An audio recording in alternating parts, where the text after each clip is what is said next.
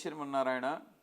ఆపదామపహర్తారం దాతారం సర్వసంపదాం లోకాభిరామం శ్రీరామం భూయో భూయో నమామ్యహం.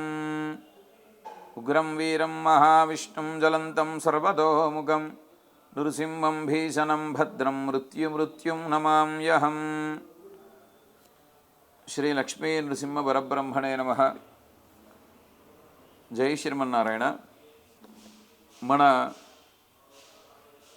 సనాతన హిందూ ధర్మ సంప్రదాయంలో మన హిందువులందరూ కూడా ఆచరించేటువంటి ప్రతి పండగ ఒక విశిష్టమైనటువంటి ఐతిహ్యాన్ని కలిగి ఉంది. అంటే మనం ఏ పండుగ ఆచరించినా దానికి పూర్వము జరిగినటువంటి ఆ యొక్క వృత్తాంతాలు మనకి మంచి జరగడానికి ఒక ఉద్దేశపూర్వకంగా పూర్వం నుండి వస్తున్నటువంటి ఈ యొక్క పండుగలలో మనకి ప్రధానంగా దీపావళి పండుగ మనమందరం కూడా చక్కగా ఆచరిస్తాం. ఆ స్నానాలు ఆచరిస్తాం. అలానే లక్ష్మీదేవిని ఆరాధన చేస్తాం. ఈ ఉండేటువంటి దీపావళి అంటే మనకి దీపాలని ఆ రోజు వెలిగించి మనలో ఉండేటువంటి యొక్క అజ్ఞానాన్ని అంతా కూడా తొలగింపజేసి మంచి జ్ఞానాన్ని ప్రసాదించేలాగా ఆ యొక్క దీపాన్ని వెలిగిస్తే మనలో ఉండే అజ్ఞానం తొలగిపోతుంది అని మనకి పురాణాలన్నీ కూడా తెలియజేస్తాయి. దానిలో ఆశ్వీయుజ బహుళ చతుర్దశి ఈ రోజున మనం నరక చతుర్దశి అని మనం ఉండేటువంటి పురాణాలు ఆధారంగా మనం ఈ నరక చతుర్దశి పండుగని మనం అందరం కూడా కలిసి ఆచరిస్తాం. ఈ నరక చతుర్దశి రోజున ఉదయాన్నే మనకి స్నానాన్ని ఆచరించి మనకి ధర్మసింధు కారకుడు ధర్మసింధులో మనకి తెలియజేసిన విధంగా ఒక కర్రకి మనము గడ్డిని కట్టి ఆ లోపల నరకాసురుణ్ణి ఉంచి దాంట్లో బాణసంచాలంటే మనం ఇది మన భాషలో పటాకులు ఉంటాం కదా, అవి ఉంచి ఆ బొమ్మని మనము ఆ రోజున దహింపజేస్తాం. అలానే బాణసంచాలు పేలుస్తాం. సామూహికంగా మన ప్రజలందరూ కూడా కొలిచేటువంటి ఒక గొప్ప పండగ. సాయంత్రం పూట మనం దీపారాధన చేస్తాం. అంటే మనకి ఈ నరకాసురుని యొక్క బొమ్మని ఆ ఉదయాన్నే తగలేసిన తర్వాత, అంటే దాన్ని మనం అంటించిన తర్వాత పిల్లలందరికీ కూడా చక్కగా బ్రహ్మరంధ్రం పైన, అంటే తలకి మధ్య భాగంలో మనం మాడ అంటాం, అక్కడ నువ్వుల నూనెని పెట్టి ఆ పిల్లల యొక్క తల్లిదండ్రులు పిల్లలకి ఆ నువ్వుల నూనెని పెట్టి 7 పేర్లని, అంటే ఎవరైతే మనకి సప్త చిరంజీవులు అంటామో ఆ చిరంజీవులని ఆ చిరంజీవుల యొక్క శ్లోకాన్ని చెప్తారు. దాంట్లో మనకి అశ్వత్థామ బలిర్వ్యాసో హనుమాంశ్చ విభీషణః కృపః పరశురామశ్చ సప్తైతే చిరంజీవినః అని. అంటే మనకి వీరు దీర్ఘాయుష్యు కలిగినటువంటి సప్త చిరంజీవులుగా మనం చెప్తాం. చిరంజీవులు అంటే వారు మంచి ఆయుష్షు కలిగి ఇప్పటికీ ఉన్నటువంటి వారిగా మనకి తెలియజేస్తారు. దాంట్లో అశ్వత్థాముడు, బలి, వ్యాసుడు, హనుమంతుడు, విభీషణుడు, కృపుడు, పరశురాముడు, ఇలా మనకి ఈ సప్త చిరంజీవులుగా మనకి కొలుస్తారు. అయితే ఈ సప్త చిరంజీవులని ఆ రోజు, అంటే ఆ నరక చతుర్దశి రోజు పిల్లలందరికీ కూడా ఆ తైలం నువ్వుల నూనెని మాడపై పెడుతూ ఈ శ్లోకాన్ని చెప్పాలి అని మనకి ధర్మసింధులో తెలియజేస్తారు. వారిని ఒకసారి ఆ సప్త చిరంజీవులని మనం తలుచుకొని వారికి ఆ రోజున ఆ నూనెని పెట్టినట్లయితే వీరికి కూడా మంచి, ఆ పిల్లలందరికీ మంచి ఆయుష్ కలుగుతుంది అని. అలానే మనకి పూర్వకాలంలో ఈ యొక్క నువ్వుల నూనె అంతా కూడా మర్దన చేసుకొని తర్వాత మట్టితో ఆ మర్దన చేసి స్నానం చేసేటువంటి ఒక అలవాటు మనకుంది. అది మనకు వైద్యశాస్త్రంలో ఈ రోజుల్లో మనకి అది కూడా ఒక వైద్యంగా చేస్తూ ఉన్నారు కొన్ని ప్రదేశాలలో. అంటే ఇది పూర్వమే మనకి ఈ పండగ రోజున ఈ స్నానం ఇలా ఆచరించాలి, ఈ స్నానాన్ని ఇలా ఆచరిస్తే మనకు ఉండేటువంటి ఆ యొక్క శరీర అంతర్గతమైనటువంటి దోషాలన్నీ తొలగిపోతాయని మనకి పూర్వం నుంచి ఆ ఉండేటువంటి పురాణాలు మనకి ఎప్పుడో తెలియజేశాయి. కానీ మనకి ఇప్పుడు ఉండేటువంటి వ్యవస్థలో అవన్నీ కూడా మనం మర్చిపోతూ ఉన్నాం. అవి మళ్ళీ తర్వాత ఏదో మనకి అనారోగ్యం కలిగినప్పుడు ఏదో వైద్యశాలలో కొత్తగా మనకి ఉండేటువంటి ఆయుర్వేద ఆ సెంటర్లలో వాళ్ళు ఈ మట్టి స్నానమని అలానే ఈ యొక్క తైలంతో ఆ స్నానమని మనతో మళ్ళీ చేయించి దానికి కొంత ఫీజులు మనకి వసూలు చేసేటువంటి ఒక వ్యవస్థ మనకి ఏర్పడుతుంది. అంటే ఇది ఎందుకు చెప్తున్నామంటే అంటే ఆ పండగలో ఉండేటువంటి స్నానం తైల స్నానమని ఎందుకు మనకి చెప్తారు అంటే తైలంలో అంటే నూనెలో ఈ చతుర్దశి రోజున మనకి అమ్మవారు లక్ష్మీ అమ్మవారు ఉంటుంది అని, అలానే గంగా స్నానం అని చెప్పారు, అంటే నీళ్ళలో గంగా అమ్మవారు ఉంటుంది అని. కనుక ఈ ఉండేటువంటి లక్ష్మీ అమ్మవారి యొక్క అనుగ్రహం గంగామాత యొక్క అనుగ్రహం కలుగుతుంది ఇలా స్నానం చేయడం వల్ల. మనకి స్నానాలు చాలా రకాలుగా ఉన్నాయి, అయినప్పటికీ కూడా ఈ పండుగ రోజున మనం చేసేటువంటి అభ్యంగన స్నానం అని మనం చెప్తాం. అంటే ఉండేటువంటి నువ్వుల నూనె అంతా కూడా రాసుకొని తర్వాత మురున్మయం అంటే ఆ మట్టిని తీసుకొని అదంతా కూడా రాసుకొని ఆ రోజున తలస్నానం మనం చేయడం అనేటువంటిది ఒక విశేషంగా మనకి నరక చతుర్దశి రోజున మనకి తెలియజేస్తారు. ఆ ఉండేటువంటి అంటే దీనివల్ల మనకి శాస్త్రం అంటే వైద్య శాస్త్రంలో ఏమవుతుంది అంటే మనకు ఎప్పుడైతే మనం ఈ నూనెతో శరీరాన్ని రాయడం వల్ల మనకు ఒంటికి ఉండేటువంటి ఆ యొక్క ఆ బిరుసు అంతా కూడా తొలగిపోయి అలానే మెత్తదనంగా ఉండి తర్వాత సున్నిపిండి నలుగు అంటాం. అంటే ఇవన్నీ ఎందుకు చెప్తున్నామంటే మనకి మన పండగ మన సంప్రదాయం మన ఆచారాలన్నీ కూడా మనం మర్చిపోతూ ఉన్నాం.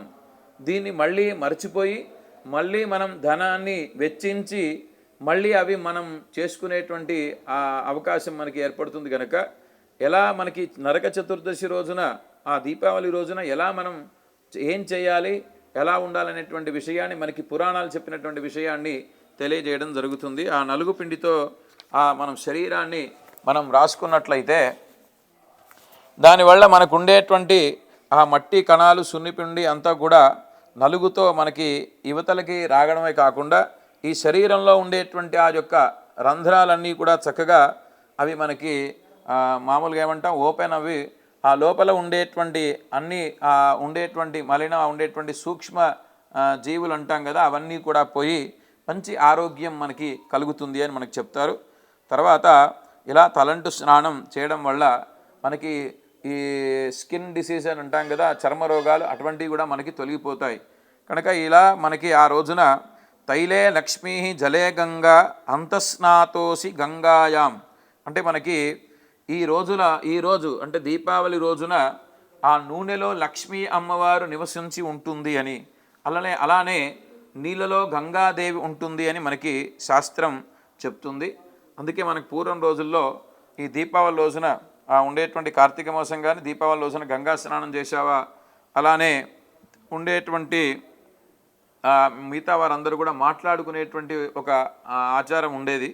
సరే ఆ తర్వాత మనకి ఈ నరక చతుర్దశి అనేటువంటి పేరు ఎందుకు వచ్చింది అని మనం ఒకసారి చూసినట్లయితే ఈ దీపావళికి సంబంధించినటువంటి కథల్లో మనకి నరకాసుర వధ ఈ వృత్తం అంటే ఈ యొక్క ఏదైతే ఈ యొక్క కథ ఉందో ఇది చాలా ప్రముఖమైనటువంటిది. ఇది మనకి ధర్మసింధులో మనకి పురాణాలలో తెలియజేస్తూ వరాహ కాలంలో వరాహ అవతారాన్ని ఎత్తినప్పుడు ఆ విష్ణుమూర్తి వరాహస్వామి భూదేవి ఇరువురికి కూడా ఈ నరకాసురుడు అనేటువంటి ఆయన జన్మించాడని మనకి తెలియజేస్తుంది. ఆ కాలంలో మరి ఆ అవతారం పూర్తయిన తర్వాత వరాహస్వామి వెళ్ళిన తర్వాత భూదేవి అమ్మవారు జనక మహారాజుకి అంటే సీతామ్మవారి తండ్రికి తన కుమారుణ్ణి అంటే ఈ యొక్క వరాహస్వామికి భూదేవికి కలిగినటువంటి కుమారుణ్ణి జనక మహారాజుకు పెంచమని ఇస్తే పెంచి అంటే ఇద్దరిని కూడా పెంచి ఆయన పెద్ద చేసిన తర్వాత ఈ భౌముడు అంటే ఎవరైతే భౌముడు అంటే ఈ భూమి అంటే మన ఉండేటువంటి భూదేవి అమ్మవారికి వరాహస్వామికి కలిగినటువంటి కుమారుణ్ణి భౌముడు అని పేరు ఆయనకి. మనకి ఆ భౌముడు అలానే జనక మహారాజు యొక్క కుమారుడు ఇద్దరిని కలిపి జనక మహారాజు పెంచినప్పుడు ఈ భౌముడు అనేటువంటి ఈయన కొంత జనక మహారాజు కొరికేమో మంచి జ్ఞానంతో ఉండేటువంటి వాడు, ఈయన మాత్రం కొంత అక్కడ ఉండేటువంటి అనేకమైనటువంటి దుర్మార్గమైనటువంటి అకృత్యాలు చేస్తూ పెరగడం చేత ఈ జనక మహారాజు ఆయనను చూసి ఆయన చేసేటువంటి యొక్క పనులన్నీ ఆయన చూసి ఉండలేక ఈ మళ్ళీ భూదేవిని ప్రార్థిస్తే, ఆ భూదేవి విష్ణు భగవాన్ని ప్రార్థిస్తే అప్పుడు ఆ విష్ణు భగవానుడు మనకి ప్రాగ్జ్యోతిషపురమని అంటే తూర్పుగా ఉండేటువంటి ఒక రాజ్యాన్ని ఈయనకు ఇస్తే ఉండేటువంటి రాజ్యాన్ని ఈయన పరిపాలిస్తూ ఉండేటువంటి వాడు. అయితే ఆయన తనకుండేటువంటి బలగర్వం చేత అక్కడ ఉండేటువంటి నరులందరినీ కూడా హింసిస్తూ పాలన చేస్తూ ఉన్నాడు ఈయన. అందువల్ల నరులందరినీ కూడా హింసిస్తూ ఉండడం చేత ఈయనకి నరకాసురుడు అనేటువంటి ఒక పేరు రావడం జరిగింది. కనుక ఆ నరకాసురుడు ఆయన చేసేటువంటి అకృత్యాలు అంతు లేకుండా పోవడం వల్ల అక్కడ ఉండేటువంటి రాజ్యంలో ఉండేటువంటి వారందరికీ చాలా ఇబ్బంది కలగడం చేత ఆ ప్రజల ప్రార్థన మేరకు మరి ధర్మ సంస్థాపనకై అంటే ఆ తర్వాత మనకి వచ్చేటువంటి యొక్క ద్వాపర యుగంలో ఆ కృష్ణ భగవానుని ప్రార్థిస్తే ఆ కృష్ణ భగవానుడు సత్యభామ ఇరువురు కూడా వచ్చి ధర్మ సంస్థాపన కోసం ఈ నరకాసురుణ్ణి వధించడం జరిగింది, అంటే సంహారం చేయడం జరిగింది. కనుక ఆ సంహారం చేసినటువంటి ఆ రోజు నుండి దీపావళిగా 3 రోజులు మనకి దీపాలను వెలిగించేటువంటి ఒక ఆచారం మనకు పూర్వం నుండి వస్తుంది. మనం చూసుకున్నట్లయితే పూర్వకాలం నుంచి కూడా ఈ దీపావళి నుండి 3 రోజులు ఇంటి ముందు దీపాలు వెలిగించి బాణసంచాలు కాల్చేటువంటి ఒక ఆనవాహితి సంప్రదాయం మనకు వస్తుంది. ఇది మనకి ఎప్పటి నుండి అంటే శ్రీకృష్ణుని కాలం నుండే వస్తున్నటువంటి గొప్ప ఆచార వ్యవహారం. కనుక ఇది నరక చతుర్దశి. ఎందుకు నరక చతుర్దశి అనేటువంటి పేరు రావడం జరిగింది అంటే ఆ కృష్ణుడు సత్యభామ అమ్మవారు ఈ రోజున్నే ఆ నరకాసురుని సంవరించడం వల్ల ఆ నరకాసురుని సంహారం జరిగిన తర్వాత ఆ రాజ్యంలో ఉండేటువంటి ప్రజలందరూ కూడా ఆనందంగా దీపాలని చక్కగా వెలిగించుకొని ఆ రోజులనే ఆ ఉండేటువంటి బాణసంచాలన్నీ కూడా పేల్చి చక్కగా ఆనందాన్ని జరుపుకున్నటువంటి రోజు కనుక ఈ రోజున నరక చతుర్దశి అని మనకి అప్పటి నుండి కూడా ఈ యొక్క ఆనవాహితి యొక్క పర్వదినాన్ని జరుపుకునేటువంటి ఒక సంప్రదాయం మనకి ఏర్పడింది. కనుక ఈ దీపావళి నుండి 3 రోజులు చక్కగా సాయంత్రం పూట దీపాన్ని వెలిగించి ఈ యొక్క బాణసంచాలు కాలుస్తూ ఆనందాన్ని వ్యక్తపరిచేటువంటి ఒక గొప్ప పర్వదినంగా మనకి తెలియజేస్తారు. అట్లానే మనకి దీపావళి తెల్లవారుజామున అంటే ఈ చతుర్దశి తెల్లవారి అమావాస్య, మనకి అమావాస్య రోజున కూడా చాలా విశేషంగా సాయంత్రం పూట అమ్మవారిని ఆరాధించేటువంటి ఒక ఆచారం మనకు ఉంది. మనకి భవిష్యోత్తర పురాణం కానీ తర్వాత స్కంద పురాణం కానీ ఈ తర్వాత ఉండేటువంటి వ్రతచూడామణి గ్రంథంలో అన్నీ అంటే మనకి ఈ గ్రంథాలన్నిటిలో కూడా ఈ నరక చతుర్దశి పర్వదినాన్ని ఈ విధంగా మనకి తెలియజేశారు. అయితే మనకి ఈ లక్ష్మీ పూజ చేయడానికి విశేషం ఏమిటి అని మనం ఆలోచించినప్పుడు పూర్వం దేవతలకి దానవులకి మరి ఆ దేవతలు దానవులు ఇరువురు కూడా కలిసి పాల సముద్రాన్ని చిలికారు. అంటే అటు ఒకవైపున దేవతలు ఒకవైపున రాక్షసులు ఉండి ఆ పాల సముద్రాన్ని చిలికినప్పుడు అందులోంచి అనేకమైనటువంటి వస్తువులు బయటకు రావడం జరిగింది. దానిలో నుంచి ఒక పెద్ద వెలుతురు ఒకటి రావడం జరిగింది. అది ఆ వెలుతురు ఎలాంటిది అంటే ఈ ఉండేటువంటి జీవకోటి అన్నిటికీ కూడా ఆధారభూతంగా ఉండేటువంటి ఒక గొప్ప తేజస్సు, ఆ ఒక శక్తి ఆ వెలుగు ప్రసాదించింది. అంటే ఆ వెలుగు వచ్చినటువంటి రోజున మనకి దీపావళి జరుపుకుంటున్నట్టుగా పురాణ గాథలు మనకి తెలియజేస్తున్నాయి. అట్లానే ఆ పాల సముద్రం నుంచి మరి ఆ వచ్చేటువంటి వెలుగేమిటి అంటే ఆ లక్ష్మీదేవి పాల సముద్రంలో భగవానుడిపై అలిగి ఆ పాల సముద్రంలో ఉంటే ఈ దేవదానవులు ఆ సముద్రాన్ని చిలికితే ఆ సముద్రంలో నుండి ఆ రోజున లక్ష్మి ఆవిర్భవించింది. ఒక వెలుతురు ఒక వెలుగు వచ్చింది. వెలుగే మహాలక్ష్మి స్వరూపం. ఆ మహాలక్ష్మి ఈ రోజున అంటే ఈ అమావాస్య రోజున ఆవిర్భవించింది పాల సముద్రం నుండి అని.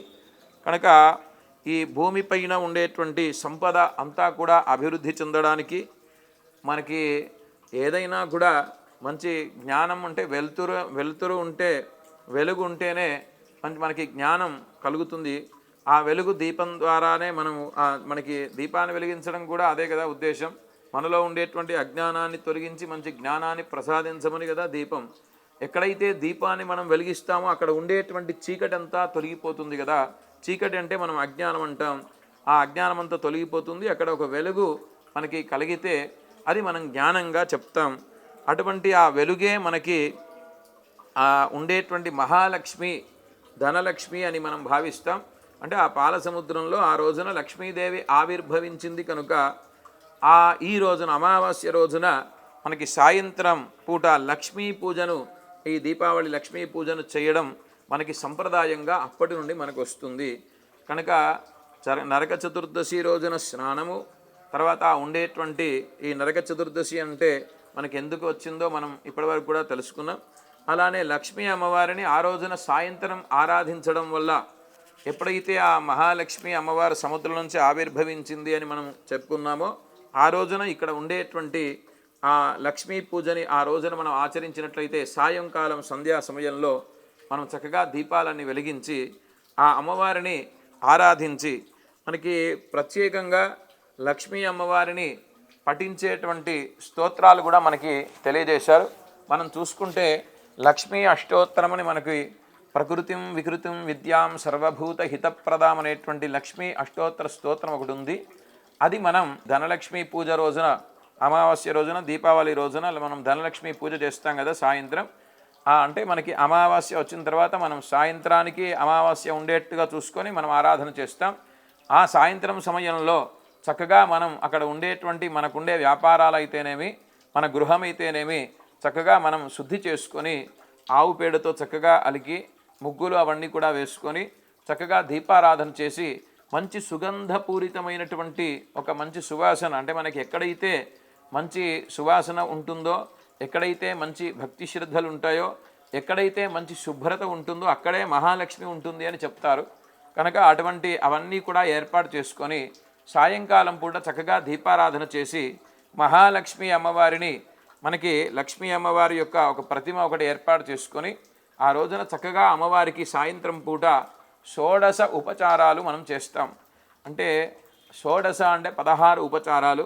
మనకి ముందుగా మనం ధ్యానం సమర్పయామి అని అమ్మవారిని మనస్సులో చక్కగా ధ్యానం చేసుకొని ఆ ఉండేటువంటి ఆ వైకుంఠంలో ఉండేటువంటి మహాలక్ష్మి అమ్మవారిని చక్కగా ఈ యొక్క మనం ఎదురుగా ఉంచుకున్నటువంటి ఆ ఫోటోలోనికో ప్రతిమలోనికో మనం ఆవాహన చేసుకొని అమ్మవారికి మంచి ఒక సింహాసనాన్ని ఏర్పాటు చేసి చక్కగా అమ్మవారికి అర్ఘ్యము, పాద్యము, అర్ఘ్యం అంటే అమ్మవారి చేతికి ఒకసారి నీళ్ళు ఇవ్వడం, అలానే పాద్యం అంటే పాదాలకి నీళ్ళు ఇవ్వడం, ముఖే ఆచమనీయం అంటే అమ్మవారికి ఒకసారి 3 సార్లు ఆచమనీయం చేయించడం, ఇలా ఔపచారిక స్నానమని, స్నానం తర్వాత వస్త్రం, తర్వాత మంచి బొట్టుని అమ్మవారికి సమర్పించి, తర్వాత వస్త్రము, గంధము, పుష్పము, ధూపము, దీపము, నైవేద్యం, హారతి, ఇవన్నీ కూడా 16 ఉపచారాలు.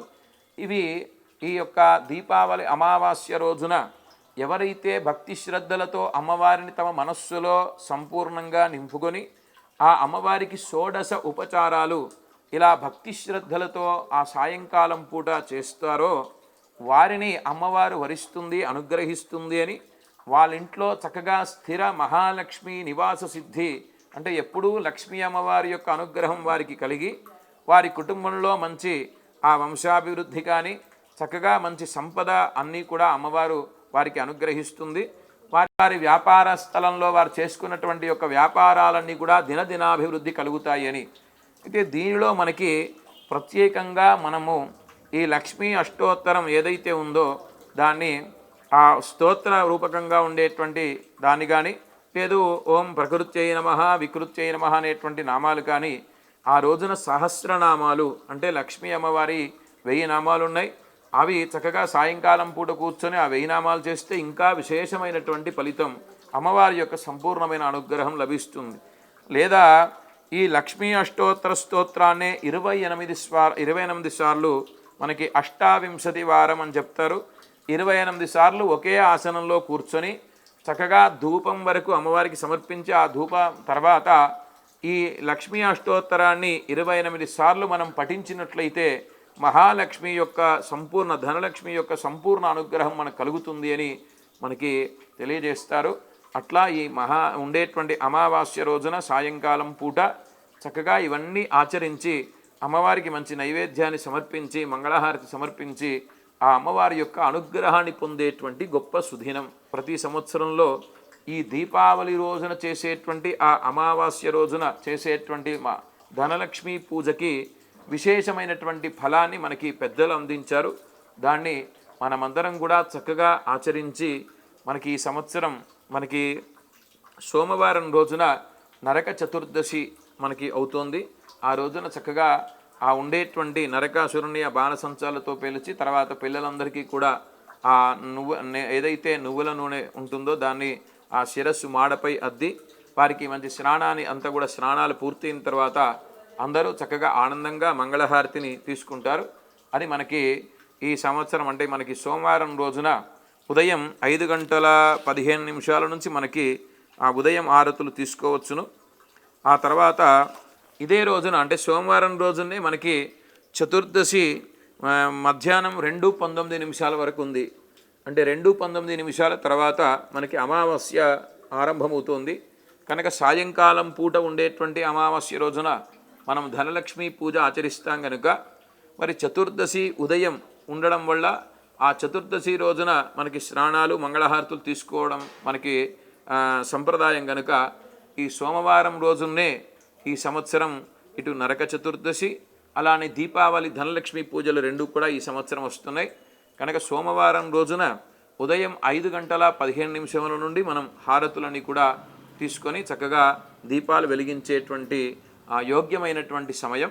అలానే సాయంత్రం మనకి ఆ ఉండేటువంటి సమయం నుండి కూడా మనకి పూజలు ధనలక్ష్మి పూజలు చేసుకునేటువంటి అవకాశం మనకి ఉంది. కనుక ఈ సంవత్సరం సోమవారం రోజున ఉదయం ఆ నరక చతుర్దశి స్నానం, ఆ దీపాలు వెలిగించడం, మంగళహారతులు తీసుకోవడం, సాయంత్రం మనకి ధనలక్ష్మి పూజలు చేసుకోవడం ఈ సోమవారం రోజున మనకి విశేషం. కనుక ఇవన్నీ కూడా మనకి పురాతనమైనటువంటి సంప్రదాయాన్ని సనాతనమైనటువంటి మన సంప్రదాయాన్ని పూర్వంలో మన పెద్దలందరూ కూడా చక్కగా అవి ఆచరించి దాని ఫలాన్ని వాళ్ళందరూ కూడా పొందడం జరిగింది. కానీ మనకు ఉండేటువంటి ఈ యొక్క పరిస్థితులలో మనకి అవకాశంగా మలుచుకొని అయితే శాస్త్రమైతేనేమి మనకు పెద్దలు చెప్పినటువంటి విషయం అయితేనేమి మనకుండేటువంటి హడావిడితోనో మనకుండేటువంటి ఉండేటువంటి సంపద విషయంలోనో సంపాదించాలనేటువంటి ఉండేటువంటి ఆ యొక్క సమయంలో మనం అన్నీ కూడా ఆ పాత అంటే ఇదివరకు పురాతనంగా వారు ఆచరించినటువంటి ఆ ధర్మాలన్నీ కూడా మనం పక్కన పెడుతున్నాం. పక్కన పెట్టి మళ్ళీ మనం ఏం చేస్తున్నామంటే బయట మనం ఎన్నో ఖర్చులు పెట్టి పురాతనంలో వారు పెద్దవారు ఆచరించినవే మన చేత మళ్ళీ వాళ్ళు ఆచరింపజేసి మన దగ్గర డబ్బులు తీసుకునేటువంటి ఒక అలవాటుని మనమే చేస్తున్నాం ఈ రోజుల్లో. అంటే మనం ఇప్పటిదాకా చెప్పినట్టుగా ఆ ఉండేటువంటి తైల స్నానం అయితేనేమి, గంగా స్నానం అయితేనేమి, మనకి కార్తీక మాసంలో కూడా విశేషంగా నదీ స్నానం మనకు తెలియజేస్తారు. అసలు స్నానానికి కూడా మనకి ఎన్ని రకాల స్నానం ఉన్నాయి, అసలు స్నానం ఎలా చేయాలి అనేటువంటిది మనకి ధర్మశాస్త్రం చాలా చక్కగా చెప్పింది. కనుక మనం చేసేటువంటి యొక్క రోజు అంటే మనకు నదీ స్నానం చాలా విశేషం అన్నారు ప్రతిరోజు.